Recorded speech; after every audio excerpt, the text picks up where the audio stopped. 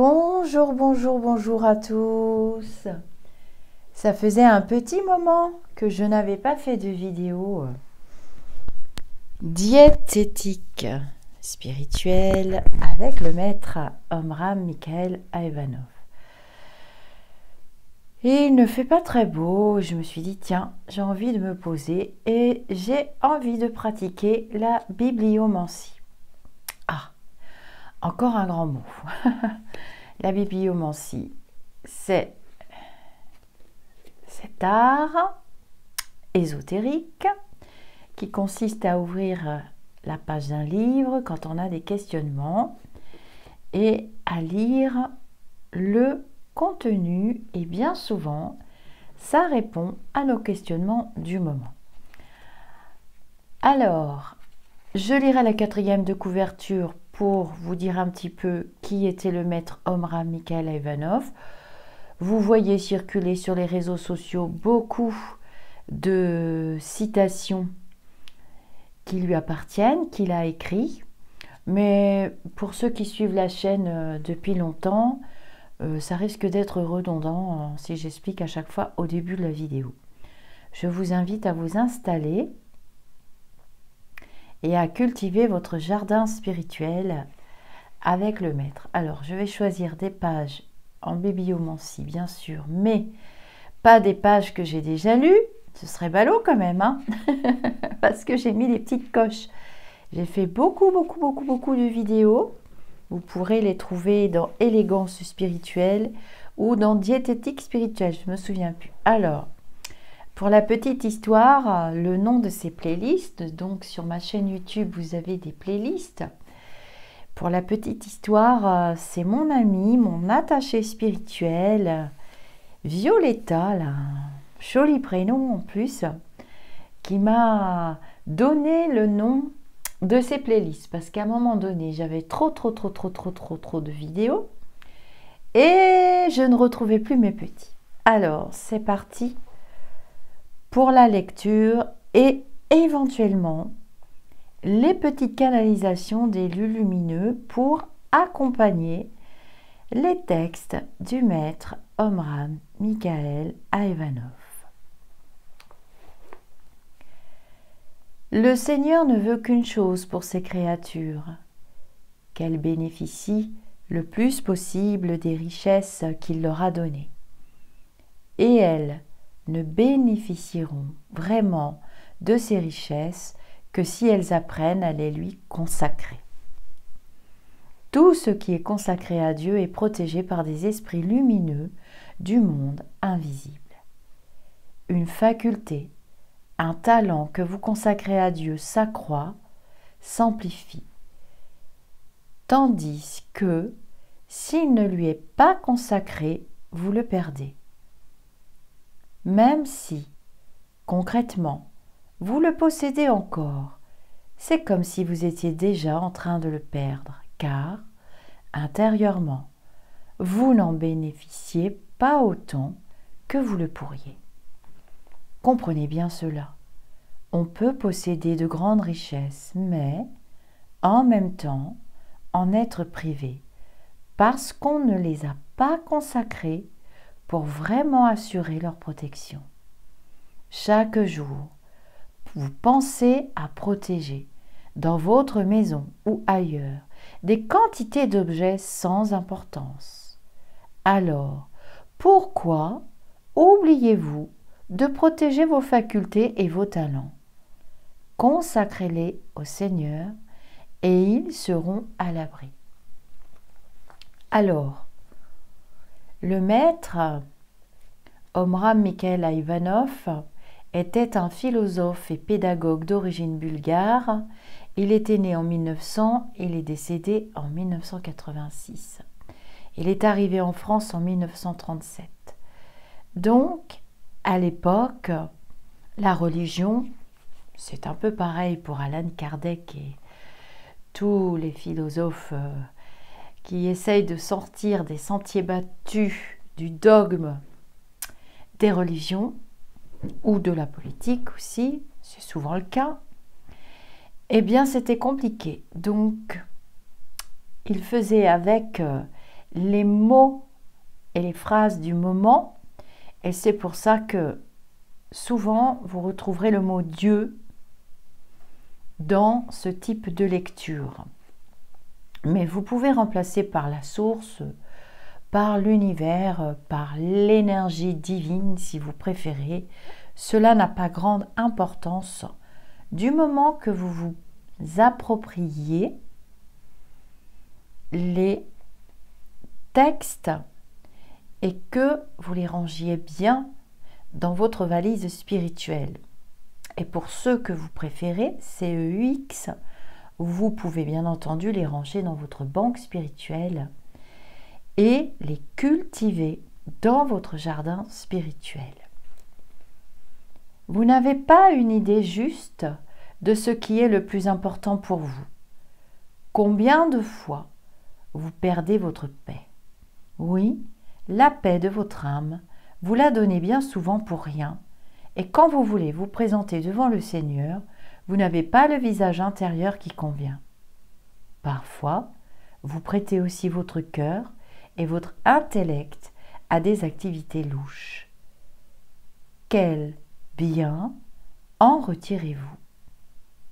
Or, dans la nature, il existe une hiérarchie des valeurs et vous devez distinguer désormais ce qui est essentiel de ce qui est sans importance. C'est ainsi que vous entrerez en possession de vos véritables richesses. Jésus, dans les évangiles, a montré qu'il possédait ce savoir. Après avoir jeûné 40 jours dans le désert, il fut tenté par le diable. « Tu as faim, lui dit Satan. Pourquoi ne transformes-tu pas ces pierres en pain? Jette-toi du haut du temple, Dieu enverra des anges pour te protéger. Regarde tous ces royaumes. Si tu te prosternes devant moi, je te les donnerai. » Mais Jésus a repoussé les propositions du diable. Il lui a prouvé que les avantages matériels ne présentaient aucun intérêt pour lui en comparaison des biens spirituels. Alors justement, cette page correspond tout à fait à mon état d'esprit du moment et répond tout à fait à mes questionnements. Donc, je vous invite à pratiquer cette activité de bibliomancie. Vous pouvez le faire avec mes vidéos, il n'y a pas de souci. Vous allez dans la playlist, vous faites défiler les vidéos, hop, vous arrêtez votre doigt sur une vidéo et vous conscientisez ce que vous allez entendre. En tout cas, moi j'ai dit, je ne vendrai pas mon âme au diable, je préfère remplir et cultiver mon jardin spirituel et je sais que j'ai toujours bien fait. Avec le temps, les religions ont tendance à se matérialiser. Elles donnent de plus en plus d'importance à la forme et l'esprit qui les animait finit par se perdre. Bien sûr, les humains ne sont pas préparés pour vivre seulement dans l'esprit, dans les principes. Ils ont besoin de formes matérielles sur lesquelles s'appuyer. Mais Dieu n'a pas donné l'éternité à la forme. Après quelque temps, toute forme vieillit et doit être remplacée. Dans quelque domaine que ce soit, les formes sont toujours nécessaires, mais elles ne peuvent pas se prolonger indéfiniment. C'est pourquoi, périodiquement, le ciel envoie des initiés, des sages, des grands maîtres, pour changer les formes des religions, mais seulement les formes, jamais les principes. Les principes sont immuables. Ce sont les mêmes que l'on trouve dans toutes les grandes religions de l'humanité. L'amour, la sagesse, la vérité, la liberté, le sacrifice. Ces principes sont inchangeables et seront valables pour l'éternité. Alors là, je suis bien d'accord avec le maître, comme d'habitude, puisqu'il fait partie de mes inspirants. Les religions peuvent être un fil conducteur, un fil rouge, mais pas dans les excès. C'est l'excès finalement qui est nuisible en tout, et le trop est toujours l'ennemi du bien. Priez en conscientisant la prière, les mots qui sont codés et accolés les uns aux autres forment une pensée lumineuse qui atterrira toujours quelque part dans la bonne vibration avec les bonnes énergies et qui reviendront se matérialiser ici et maintenant dans la matière. C'est pour ça que lorsque l'on récite une prière, que l'on adresse une demande avec une bougie de préférence qui va symboliser l'esprit, qui va symboliser aussi l'élément feu, eh bien, cette prière doit toujours être prononcée consciemment et de préférence avec l'énergie du cœur, la vibration du cœur, la demande, la prière, le remerciement, la gratitude doivent être sincères. De combien de critiques les moralistes ont accablé les femmes? Parmi les reproches qu'ils leur ont faits figure en particulier leur désir d'être belles. Ce n'est pourtant pas criminel, au contraire, si les femmes ne recherchaient pas la beauté. Elles auraient mis au monde des générations d'enfants d'une laideur épouvantable. C'est la mère qui transmet la beauté à ses enfants. C'est elle qui les forme. Et c'est pourquoi, pendant tout le temps qu'elle les porte, elle doit souhaiter la beauté pour eux. Tous ces moralistes qui ont condamné chez les femmes le désir d'être belles n'ont pas compris que c'est la tâche de la femme, de la mère, de faire descendre la beauté sur la terre. Les hommes ne pensent pas beaucoup à cultiver la beauté. Ils ont d'autres préoccupations. Alors, si les femmes n'y pensaient pas. Les femmes ont donc raison de chercher la beauté afin de pouvoir la transmettre à leurs enfants. Il faut seulement qu'elles comprennent où et comment chercher la vraie beauté, la beauté spirituelle, afin qu'à travers leurs enfants, elles fassent un jour descendre le ciel sur la terre. Ce sont des valeurs qu'il nous appartient de cultiver en grande urgence. Quand on voit ce qui se passe dans le monde, il est important de reprendre le gouvernail ou les rênes de nos conducteurs spirituels et de refaire descendre dans la matière de vraies valeurs pour nos enfants et pour nous-mêmes. Quelquefois, lorsque je suis encline à des pensées plutôt négatives, forcément le mental travaille et l'énergie du mental nourrit l'ego, cet ego qui veut nous protéger de tout, absolument tout, et qui peut devenir hermétique et qui peut former une armure autour de nous sans que l'on s'en rende compte d'ailleurs. C'est assez pervers, je l'accorde, je vous l'accorde.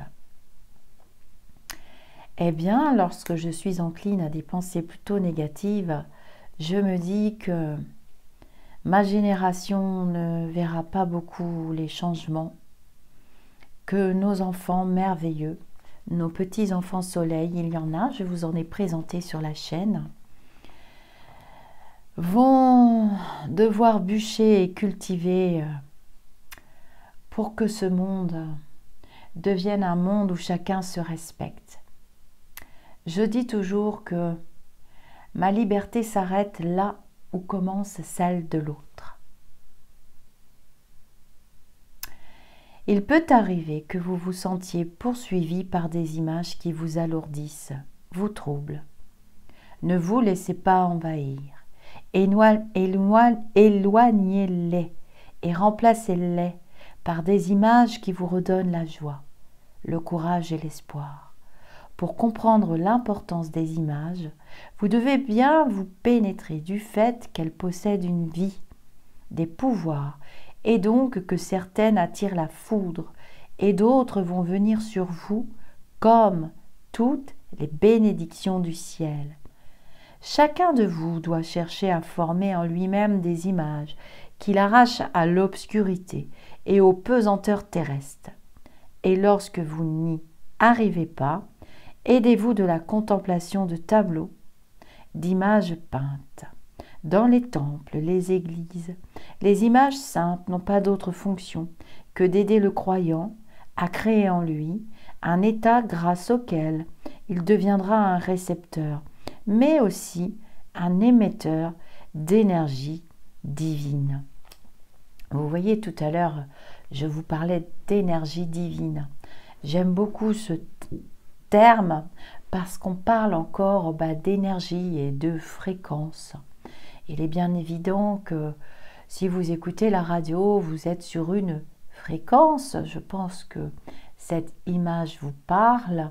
Vous ne pouvez pas être sur 36 fréquences en même temps. C'est-à-dire, si vous avez allumé la télévision, si vous écoutez de la musique en même temps, si vous voulez lire un livre et si vous voulez suivre une conversation, il me semble que là-haut, ça va vite former un bouchon. Il est important de vous éloigner le plus régulièrement possible de tout ce qui peut être toxique pour votre esprit. Je ne parle pas de votre mental, je ne parle pas de votre ego, je parle de votre esprit. Je sépare bien l'âme, le corps, l'esprit, le mental et l'ego. C'est comme s'il y avait plein de fonctions à l'intérieur de nous et il est important de bien les connaître. Il est important de bien apprendre à se connaître, à bien connaître aussi notre corps émotionnel, comment il fonctionne. Est-ce qu'il a des fuites, des failles, des fissures? Un peu comme cet art japonais. J'ai fait aussi une vidéo sur le kintsugi, cet art japonais qui consiste à recoller les bols cassés et à mettre des dorures sur la colle qui apparaît autour du bol et ça devient une œuvre d'art. Faites de vous et construisez-vous de la même manière que vous construiriez une œuvre d'art. Vous êtes un chef-d'œuvre divin et nous sommes tous reliés au divin et aux énergies divines. On croit vraiment aujourd'hui, à cause ou grâce à la matérialité, que nous sommes vraiment individuels, que nous pouvons fonctionner égoïstement sur le thème, par exemple, de l'ego, du pouvoir, mais surtout de l'argent. Mais ce n'est pas possible. Les énergies tournent, reviennent, repartent sans arrêt. Donc, ajustez-vous à la bonne fréquence, comme si vous choisissiez une fréquence sur votre chaîne préférée, votre radio préférée. Et évidemment, la plus jolie fréquence que je vous conseille, les plus jolies fréquences, c'est la fréquence de l'amour, c'est la fréquence de la gratitude, c'est la fréquence du partage et du pardon, si possible. Savoir demander pardon est un exercice qui n'est pas simple, mais nous y reviendrons. Voici quelqu'un qui décide de mettre de l'ordre et de la discipline dans sa vie. Il pense qu'il a besoin d'un maître et il se dit « Je veux rencontrer un grand maître, le plus grand maître. Ce n'est qu'à cette condition que j'accepterai d'embrasser la vie spirituelle. » Et il part en Inde ou ailleurs à la recherche de ce maître exceptionnel. Je ne veux empêcher personne de chercher le plus grand maître, mais il y a tout de même certaines choses que cet ignorant et ce prétentieux doit connaître. S'il n'a pas déjà travaillé intérieurement à acquérir une compréhension de ce qu'est un maître spirituel, comment le considérer, comment apprécier ce qu'il enseigne et comment l'appliquer? Il est préférable pour lui de ne pas rencontrer un grand maître. Pourquoi, me direz-vous? Parce qu'il ne réussira qu'à se heurter à lui. Il sera pris de toutes sortes de contradictions et il restera aussi faible et ignorant qu'avant. Ne vous préoccupez donc pas de savoir si un maître est plus grand ou moins grand, mais seulement de la façon dont vous allez comprendre son enseignement. Alors là, je suis bien d'accord. On voit partout actuellement, même des personnes douées de facultés de médiumnité, de thérapeutes holistiques, des personnes qui prétendent avoir des capacités, pourquoi pas. Et j'entends souvent ces personnes de culture plutôt judéo-chrétienne en France ou en Europe. Je suis partie faire une retraite spirituelle à Bali. Ils sont tellement gentils, c'est tellement merveilleux, ça me fait tellement de bien. D'accord, je suis d'accord. Mais forcément, bon, si on regarde un petit peu de plus près, combien de litres de kérosène déjà pour aller jusqu'à Bali? 2 litres d'essence pour se rendre d'un point à un autre. N'as-tu pas assez à faire ici autour de toi? Ne serait-ce que de faire du bien autour de toi. La spiritualité, c'est quelque chose de très simple. Il n'est pas nécessaire d'aller à l'autre bout du monde. Ce n'est pas une absolue condition pour être quelqu'un de bien, pour être quelqu'un d'aligné, pour être quelqu'un que l'on dit spirituel. Aide déjà ton voisin. Aide-toi toi-même. Pratique, diffuse les bonnes paroles, apaise les conflits. Ne regarde pas de trop près la matérialité. Si tu ne manques de rien, alors peut-être que tu peux donner. Si tu n'as pas tellement d'argent, tu peux peut-être donner de ton temps dans des associations humanitaires, caritatives, pourquoi pas. Je lirai vos commentaires, bien entendu, avec tout le recul nécessaire, et je lirai vos échanges. Parce que c'est très, très, très à la mode. Sachant qu'à Bali, ou ailleurs, évidemment, le coût de la vie n'est pas du tout le même qu'ici, et qu'ils doivent bien quand même se poser des questions sur toutes ces personnes européennes, américaines ou autres, qui arrivent dans leur pays pour faire une retraite spirituelle. J'avoue que tous ces questionnements m'interpellent. Et je lirai vos commentaires et nous pourrons échanger sur le sujet. Et pourquoi pas organiser une soirée. Alors, une dernière petite page. Parlez de la pureté et il n'y aura pas beaucoup de gens pour vous écouter. Les uns la considèrent comme une vertu démodée, dont ils n'ont pas à se soucier car ils l'identifient à la chasteté et que de nos jours la chasteté, Pour d'autres, c'est un état merveilleux dont ils ont la nostalgie parce qu'ils l'associent à l'enfance, à cette innocence qu'ils ont perdue et qu'ils ne retrouveront plus jamais. En réalité, la pureté est une notion qui appartient à un domaine beaucoup plus vaste. Est pur tout ce qui est inspiré par notre nature supérieure. Est impur tout ce qui est inspiré par notre nature inférieure. La nature inférieure, alimentée par nos désirs grossiers, égocentriques, nous pousse à prendre des décisions et des orientations mesquines, partiales. L'impureté est là. N'allez pas la chercher ailleurs. La pureté et l'impureté sont donc avant tout une question d'intention, de but. Oui, ce sont les intentions et les buts qui rendent nos actes purs ou impurs. Quand vous avez un but désintéressé, Quand vous voulez travailler pour le bien de tous, votre activité est pure.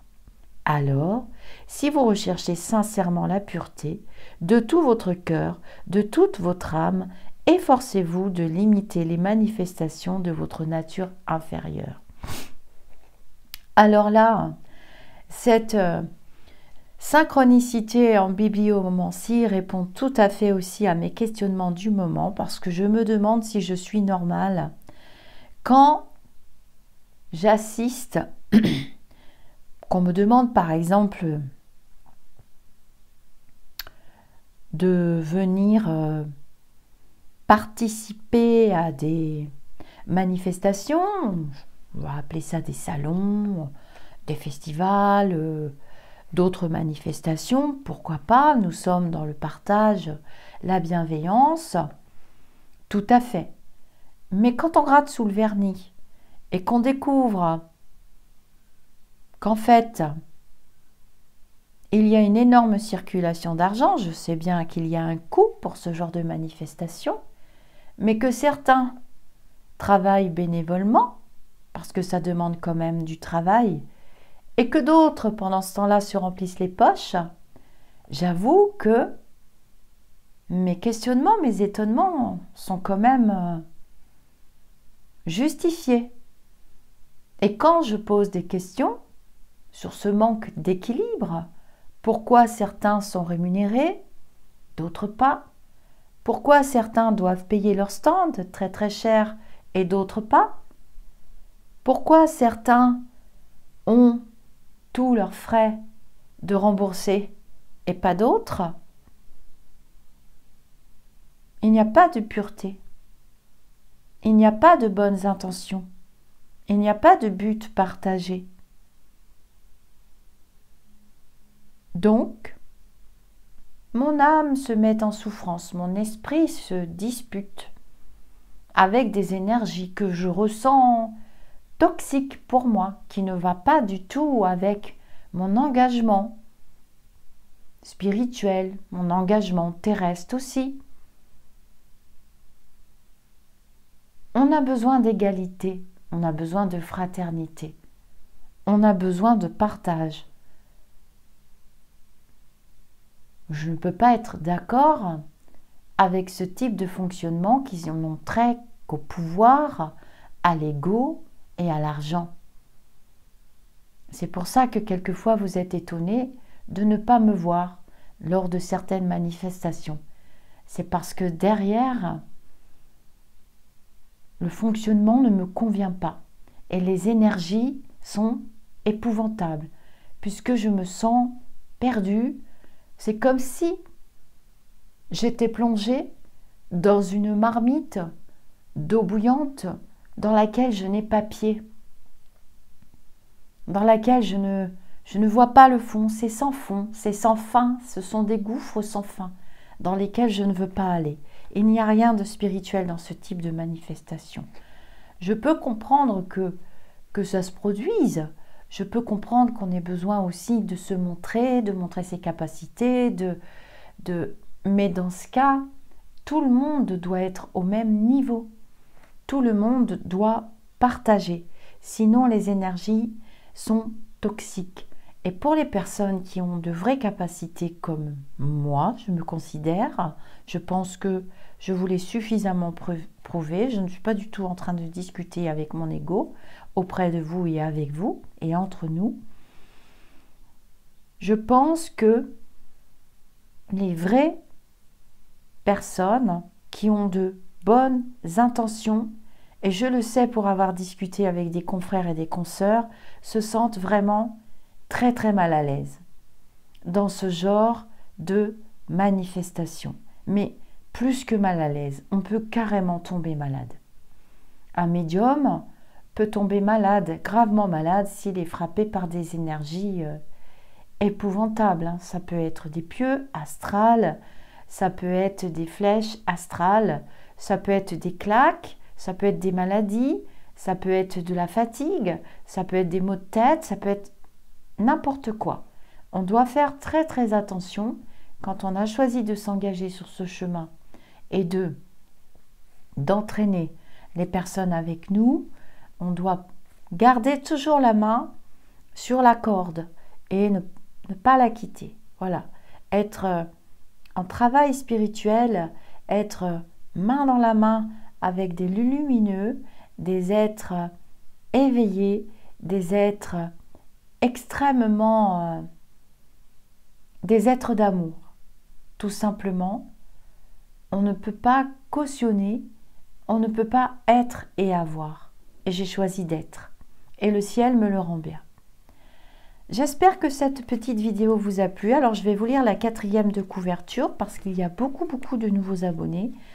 En année 2023, vous êtes plus de 40 000 à vous être abonnés à la chaîne. Et vraiment, je vous remercie parce que c'est une marque de reconnaissance. C'est une marque pour moi qui indique que nous sommes beaucoup à vouloir retrouver des valeurs, que nous sommes beaucoup à vouloir reprendre cette corde, ce fil rouge, ces énergies très lumineuses et ne plus tout accepter, ne plus accepter le dogme de la politique, ne plus accepter le dogme de la religion, ne plus accepter les dogmes, être dans des équilibres, ne pas aller dans les extrêmes, le trop est l'ennemi du bien.